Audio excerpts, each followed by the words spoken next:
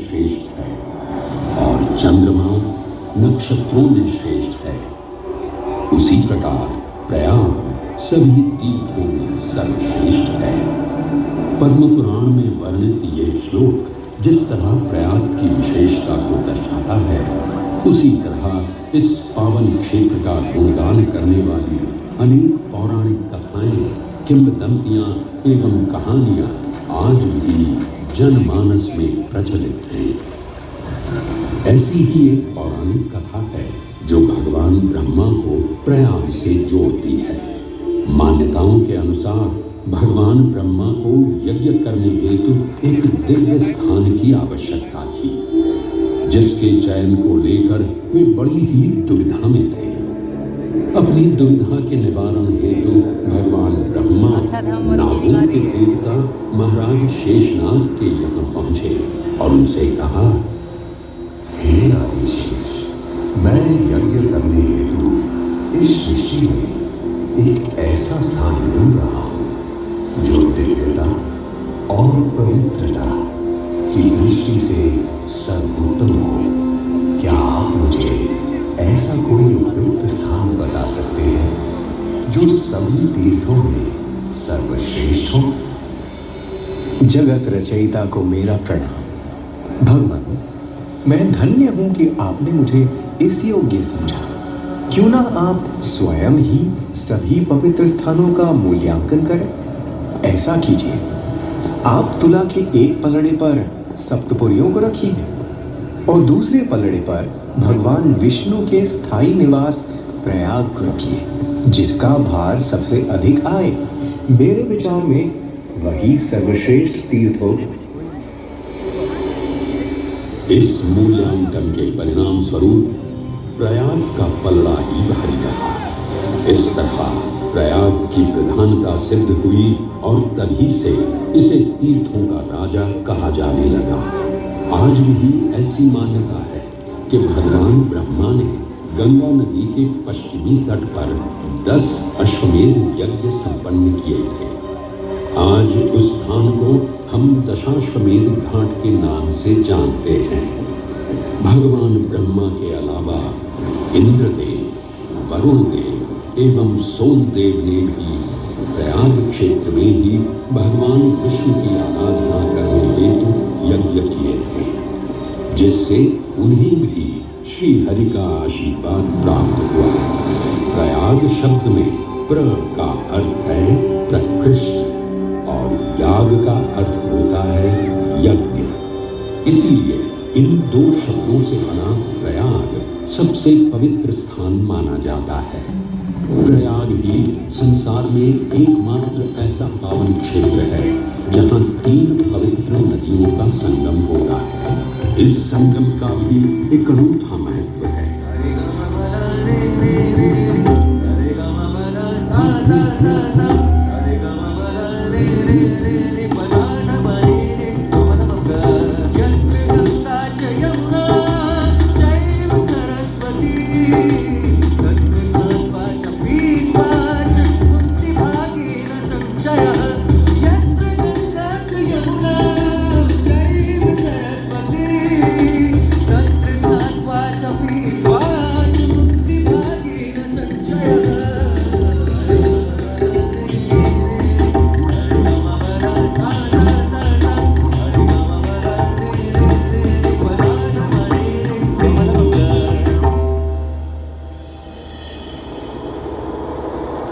प्रयाग में गंगा, यमुना और सरस्वती जैसी 3 सबसे पवित्र और पूजनीय नदियों का दिव्य संगम होता है। इन नदियों के संगम में स्नान करने एवं संगम का जल ग्रहण करने से मनुष्य मुक्ति का अधिकारी बन जाता है और इसमें किंचित भी संदेह नहीं है। ब्रह्म पुराण में ब्रह्मा जी भी कहते हैं कि प्रयाग में सरस्वती जी अदृश्य रूप में आकर गंगा जी से मिलती हैं। इसलिए इस क्षेत्र को सरस्वती तीर्थ संगम भी कहा गया है। सरस्वती नदी के अदृश्य रूप से मिलने के पीछे भी एक पौराणिक कथा सुनने को मिलती है। ऐसा माना जाता है कि बद्रीनाथ क्षेत्र की गुफाओं में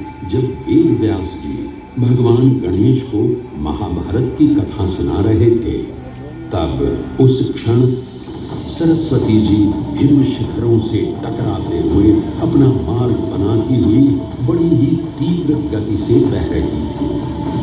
सरस्वती नदी के इस तेज बहाव से उत्पन्न होने वाली तेज ध्वनि वेद व्यास जी का ध्यान भंग कर रही थी। इसलिए महर्षि वेद व्यास जी ने सरस्वती जी से वेद और ध्वनि को कम करने का आग्रह किया, परंतु उनके अनुरोध उपरांत भी जब सरस्वती नदी के वेग एवं ध्वनि में कोई कमी नहीं हुई, तो उन्होंने क्रोधित होकर सरस्वती जी को श्राप दे दिया और कहा कि वे अब धरती के भीतर यानी कि पाताल लोक में प्रवाहित होंगी। तब से ये माना जाता है कि हिम शिखरों से उद्गमित हुई सरस्वती नदी उत्तराखंड के माना गांव से आगे अपने अदृश्य रूप में प्रवाहित होती है। आगे चलकर यही अदृश्य रूपी मां सरस्वती प्रयागराज में गंगा एवं यमुना नदी से मिलकर त्रिवेणी संगम को पूर्ण करती है। ये प्रयाग नदी पवित्रता का उद्गम है, जिसके अंश हमें वेदों एवं पुराणों में भी मिलते हैं, जिनमें वर्णित है सुरों असुरों द्वारा हुआ समुद्र मंथन। अमृत प्राप्ति के लिए सुरों और असुरों ने एकजुट होकर क्षीर सागर का मंथन किया, जिसके संदर्भ में पुराणों में विभिन्न कथाएं देखने को मिलती हैं। उन्हीं कथाओं में एक कथा महर्षि दुर्वासा और इंद्रदेव से संबंधित है। इस कथा के अनुसार ऋषि दुर्वासा ने इंद्रदेव से प्रसन्न हो उन्हें पारिजात पुष्पों की एक दिव्य माला भेंट की, जिसे इंद्रदेव ने साधारण पुष्पों की माला समझ स्वयं धारण न कर उसे अपने वाहक गजराज ऐरावत के मस्तक पर रख दिया। पल भर में गजराज ने वो माला धरा पर गिरा उसे अपने पैरों तले रौंद दिया। ऋषि दुर्वासा से ये अपमान सहन न हुआ और उसी क्षण क्रोधित हो उन्होंने इंद्रदेव को श्राप दे दिया।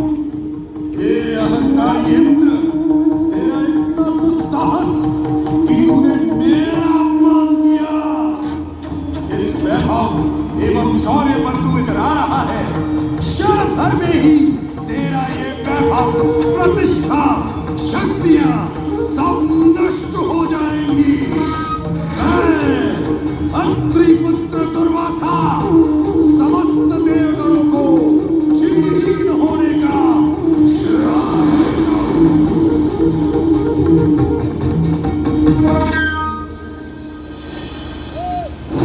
इस श्राप के परिणाम स्वरूप स्वर्गलोक से लेकर वैकुंठ धाम तक का सारा वैभव चला गया। जहां स्वर्गलोक में सभी देवता अपना वैभव एवं शक्तियां खो चुके थे, वहीं वैकुंठ धाम में मां लक्ष्मी भी क्षीर सागर की गहराइयों में चली गई। उनके जाते ही सृष्टि का संतुलन बिगड़ने लगा एवं असुर राजा बलि ने तीनों लोक अपने अधीन कर लिए। ये सब देखकर सभी देवतागण अपने श्राप के निवारण हेतु भगवान विष्णु की शरण में जा पहुंचे और कहने लगे, हे पालनहार, हे स्वामी, अब आप ही हमें इस श्राप से मुक्त होने का मार्ग बता सकते हैं, अन्यथा हम अपनी शक्तियों से सदैव वंचित ही रहेंगे और युद्ध में कभी भी असुरों का सामना नहीं कर पाएंगे। हे देवराज, ऋषि दुर्वासा के श्राप से सभी देवतागण जीवन मृत्यु के काल चक्र में बंध चुके हैं। इस काल चक्र एवं श्राप से मुक्त होने के लिए अब केवल एक ही मार्ग शेष है और वो है समुद्र मंथन। इस समुद्र मंथन से निकलने वाले रत्न ही आपके खोए हुए यश, वैभव और कीर्ति को पुनः स्थापित करेंगे।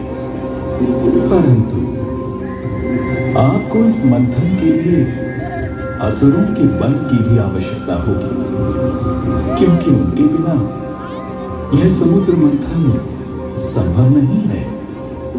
जैसी आपकी आज्ञा प्रभु, हम असुरों के साथ समुद्र मंथन करने के लिए तैयार हैं। देवताओं और असुरों ने एक मत होकर क्षीर सागर का मंथन करना स्वीकार किया।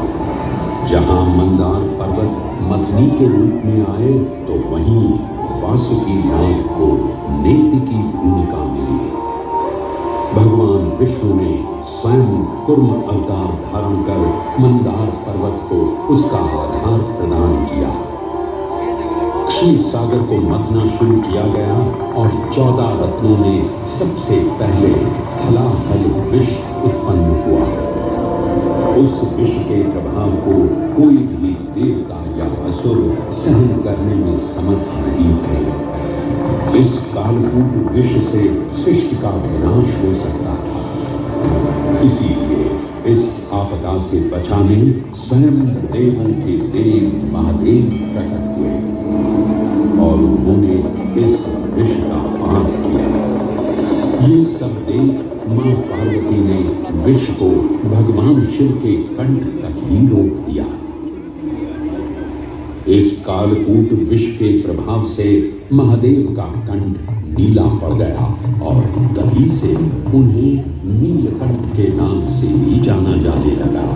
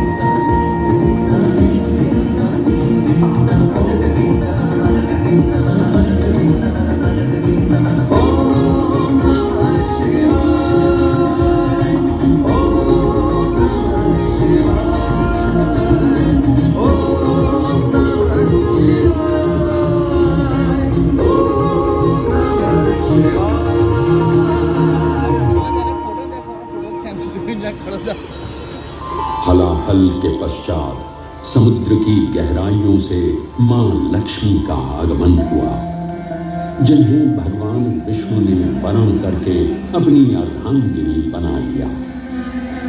इसके पश्चात समुद्र मंथन से एक एक कर कामधेनु गाय, पारिजात वृक्ष, चंद्र, कल्प वृक्ष, अपार सुंदर अप्सराएं, गंधर्व, शंख, उच्चैःश्रवा, वारुणी एवं कौस्तुभ मणि जैसे अनेक रत्न उत्पन्न हुए। लेकिन सभी को जिस रत्न की सबसे अधिक प्रतीक्षा थी, उस रत्न का निकलना अभी बाकी था। अंततः आयुर्वेद के देव धन्वंतरी अपने हाथ में अमृत कुंभ लिए प्रकट हुए।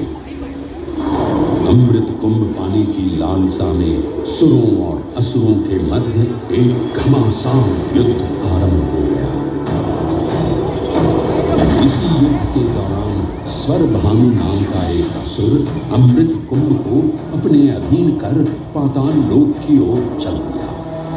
तब अमृत कलश को वापस पाने हेतु देवतागण अपने आराध्य भगवान विष्णु का स्मरण करने लगे। तदोपरांत भगवान विष्णु एक सुंदर अप्सरा मोहिनी का रूप धारण कर पाताल लोक पहुंचे, जिसे देख सभी असुर सम्मोहित होने लगे।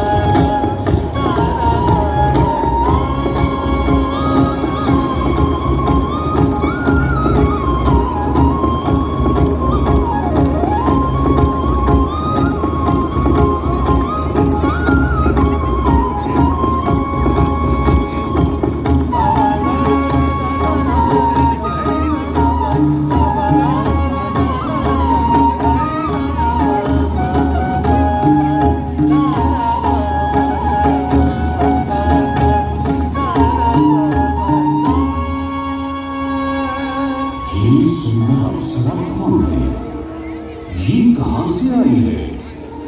इसमें तो मेरा मन ही हो गया। इसे तो मैं ही लेकर आऊंगा। इस सुंदर अप्सरा ने तो हम सबको सम्मान कर लिया है। हे सुंदरी, तुम कौन हो और यहाँ क्यों आई हो? हे असुरराज, मैं मोहिनी हूँ और आप ये समझ लीजिए कि मैं आप ही की सहायता हेतु यहाँ पर आई हूँ।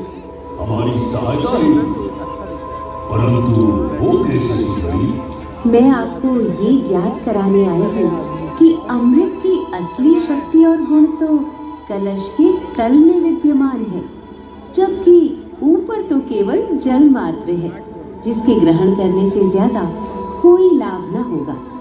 आप सभी इस अमृत को देवताओं के साथ बांट लीजिए। आखिर आप सभी ऋषि कश्यप के ही तो पुत्र हैं।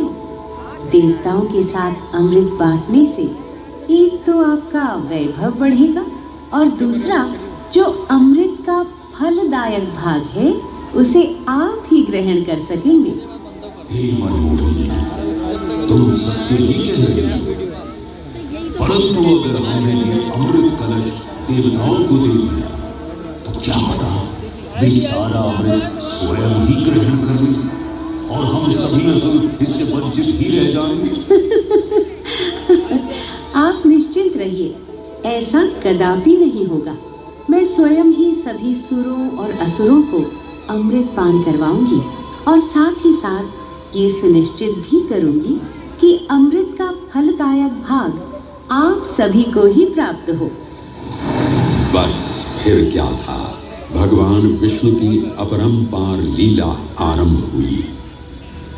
जहां एक ओर सभी देवतागण विराजे तो वहीं दूसरी ओर सभी असुर। मोहिनी रूप धारण भगवान विष्णु एक एक कर सभी देवताओं को अमृत पान करवाने लगे, जिससे वे पुनः अपनी शक्तियां प्राप्त कर सके। परंतु स्वरभानु नाम का असुर जल्द ही भगवान विष्णु की ये चालाकी भांप गया और चुपचाप देवता वेश धारण कर उन्हीं के बीच में जाकर विराजमान हो गया। तब जैसे ही मोहिनी स्वरभानु को अमृतपान कराने हेतु अग्रसर हुई, ठीक उसी क्षण सूर्य एवं चंद्रमा स्वरभानु का असली रूप पहचान गए। ये ज्ञात होते ही भगवान विष्णु अपने मूल रूप में परिवर्तित हो गए और अपने सुदर्शन चक्र से स्वरभानु का सिर धड़ से अलग कर दिया। परंतु तब तक अमृत की 2 बूंदें स्वरभानु के कंठ से उतर चुकी थी, जिसके चलते वो अमरत्व प्राप्त कर चुका था। इस तरह स्वरभानु के कटे हुए सिर के भाग को राहु का नाम मिला और धड़ को केतु के नाम से जाना जाने लगा। माना जाता है कि प्रतिशोध की ज्वाला में ज्वलित राहु एवं केतु सूर्य एवं चंद्रमा पर ग्रहण लगाते हैं। इस प्रकार सूर्य और चंद्र पर ग्रहण लगना राहु और केतु का प्रतिशोध माना जाता है। भगवान विष्णु की ये लीला देख सभी असुर अचंभित हो उठे। इससे पहले कि वे कोई प्रतिक्रिया दे पाते, भगवान विष्णु के वाहन पक्षीराज गरुड़ ने शीघ्रता से अमृत कलश को उठा लिया और अपने साथ लेकर स्वर्गलोक की ओर उड़ चले। कहते हैं पक्षीराज की इस यात्रा के दौरान पृथ्वी पर 4 जगह अमृत की कुछ बूंदें छलक कर गिर पड़ी थी और इन बूंदों से उन नगरों की नदियों के पानी में अमृत जैसे गुण आ गए थे। वे 4 स्थान हरिद्वार, प्रयाग, उज्जैन एवं नासिक है और यही कारण है कि इन 4 नगरों में कुंभ का पर्व मनाया जाता है। ऐसी ही मान्यता है कि एक दिव्य दिवस एक सांसारिक वर्ष के बराबर होता है और पक्षीराज गरुड़ की यात्रा में 12 दिन लगे थे। इसीलिए हर 12वें वर्ष में कुंभ पर्व मनाया जाता है।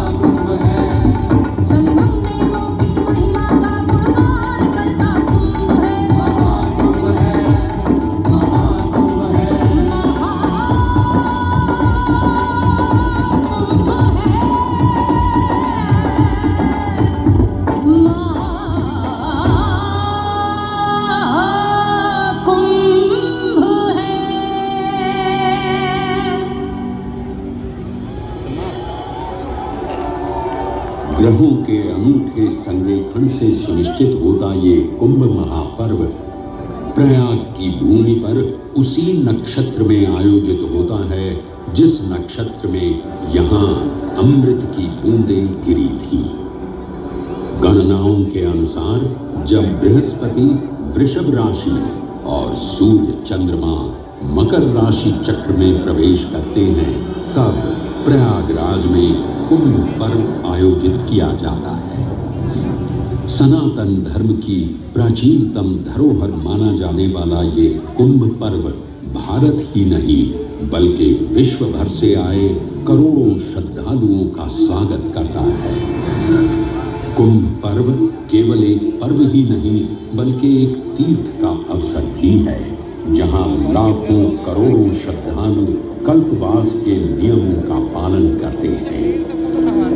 पौष पूर्णिमा से लेकर माघ पूर्णिमा तक चलने वाले कल्पवास के दौरान तीर्थालु सांसारिक सुखों को त्याग कर तपस्वी संतों की तरह कुटिया में रहते हैं।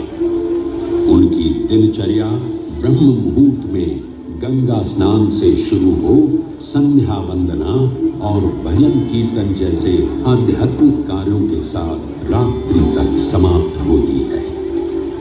श्रद्धालु दिन में केवल एक ही बार भोजन ग्रहण कर मानसिक रूप से धैर्य अहिंसा और भक्ति भाव में लिप्त रहते हैं। ऐसी मान्यता है कि जो कल्पवासी मोक्ष की अभिलाषा लिए कुंभ पर्व में कल्पवास के नियमों का पालन करते हैं उन्हें मोक्ष अवश्य ही प्राप्त होता है। पारंपरिक रूप से इस आध्यात्मिक पर्व की औपचारिक शुरुआत का श्रेय 8वीं शताब्दी के हिंदू दार्शनिक और संत आदि शंकराचार्य को दिया जाता है। उन्होंने न केवल 4 पवित्र मठों पुरी, श्रृंगेरी, द्वारका और बद्रीनाथ की स्थापना की थी बल्कि सन्यासी परंपरा को जीवित रखने हेतु 10 नव सन्यासी व्यवस्था का गठन भी किया था जिसके अंतर्गत निर्माणी, अटल, निरंजनी, आनंद, जूना, आवाहन और अग्निसात नामक 7 अखाड़े निर्मित हुए। आदि शंकराचार्य का उद्देश्य शास्त्रों के ज्ञान को आपस में साझा कर सनातन धर्म के दार्शनिक आधारों को सुदृढ़ और परिपक्व करना था।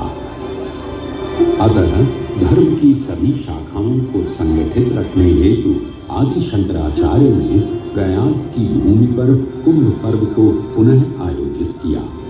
आज के इस दौर में कुंभ पर्व की महत्ता का अनुमान इसी बात से लगाया जा सकता है कि यूनेस्को द्वारा मानवता की अमूर्त सांस्कृतिक विरासत की प्रतिनिधि सूची में इस पर्व को शामिल किया गया है।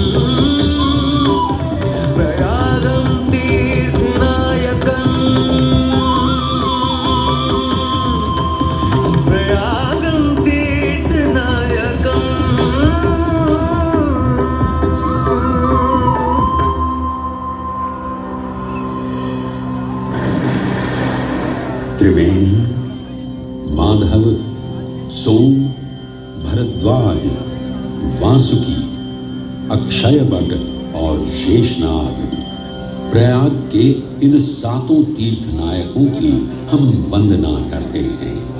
परंतु उक्त 7 तीर्थ नायकों में वेणी माधव का ही प्रमुख स्थान है।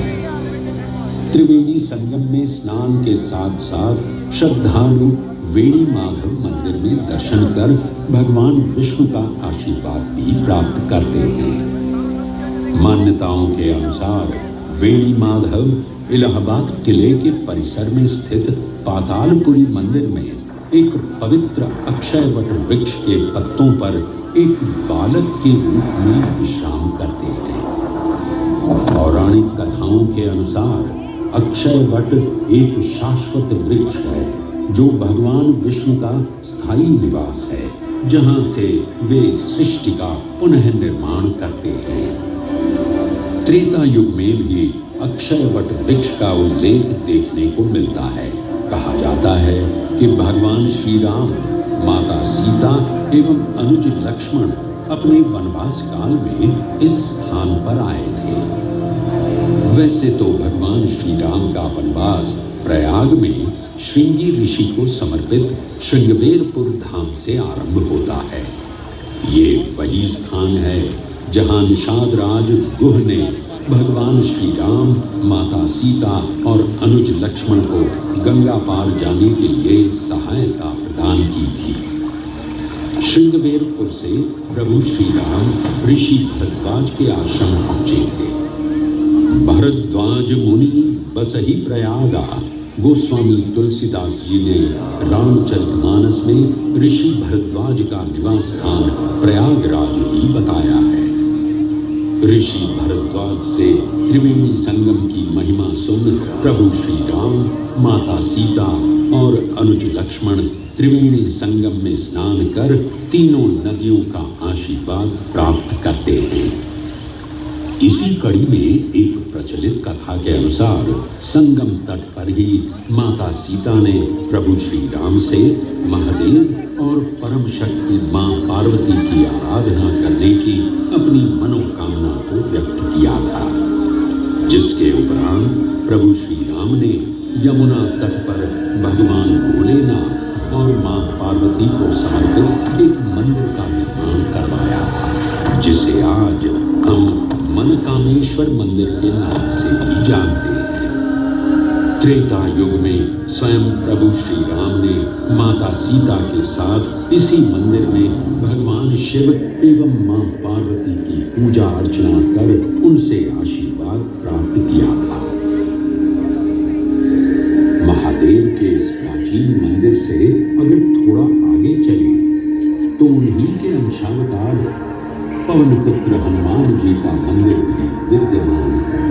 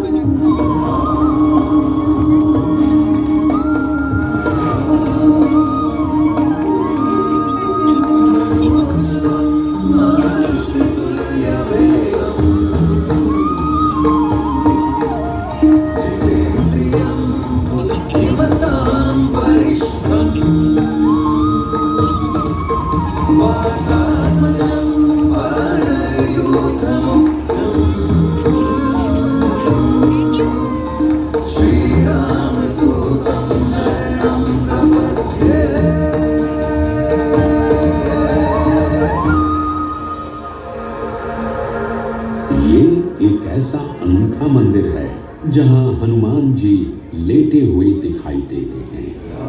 प्रचलित कथाओं की माने तो हनुमान जी के आदेशानुसार बाघंबरी बाबा को इस तट पर उत्खनन करते समय हनुमान जी की एक दिव्य मूर्ति प्राप्त हुई थी, जिसके फलस्वरूप आज यहाँ बड़े हनुमान जी का मंदिर विद्यमान है। इस चमत्कार से विस्मयाभिभूत हुए बाबा बाघंबरी ने हनुमान जी की सेवा में अपना जीवन समर्पित कर दिया। आज भी इस मंदिर की देखरेख का कार्यभार बाघंबरी गद्दी ने ही संभाल रखा है। पुराणों एवं अनेक धार्मिक ग्रंथों में वर्णित प्रयाग क्षेत्र के कौशाम्बी का उल्लेख देखने को मिलता है।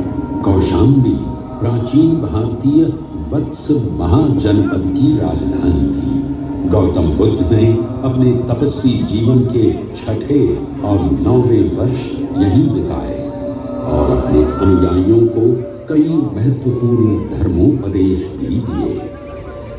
बौद्ध धर्म से अगर जैन परंपरा की ओर चले तो ऐसी मान्यताएं आज भी प्रचलित हैं कि प्राचीन तीर्थंकर ऋषभदेव ने भी वत्स देश में ही ज्ञान प्राप्त किया था।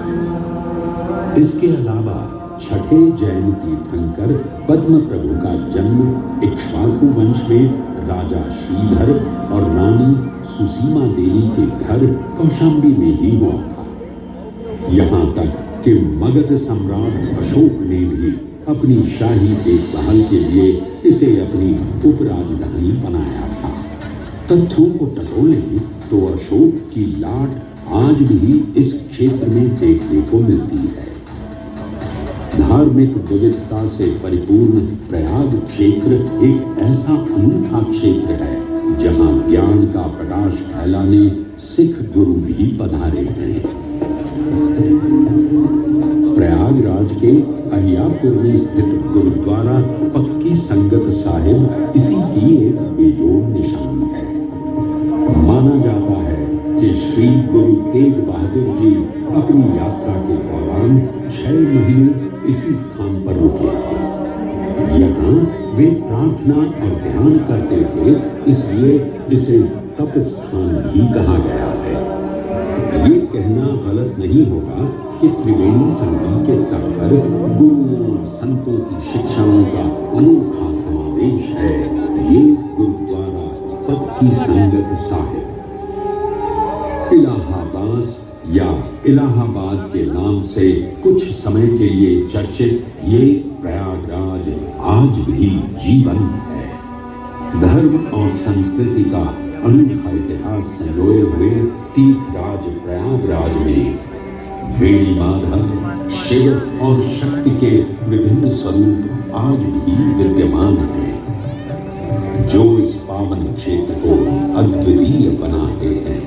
प्रयागराज की इतनी विशाल पृष्ठभूमि समझने के बाद लगता है कि ये कहना कभी गलत नहीं होगा कि प्रयागराज सिर्फ एक शहर नहीं बल्कि अपने अंदर दैवीयता, विविधता और धार्मिकता को संजोए हमारा पूर्ण गौरवशाली इतिहास है।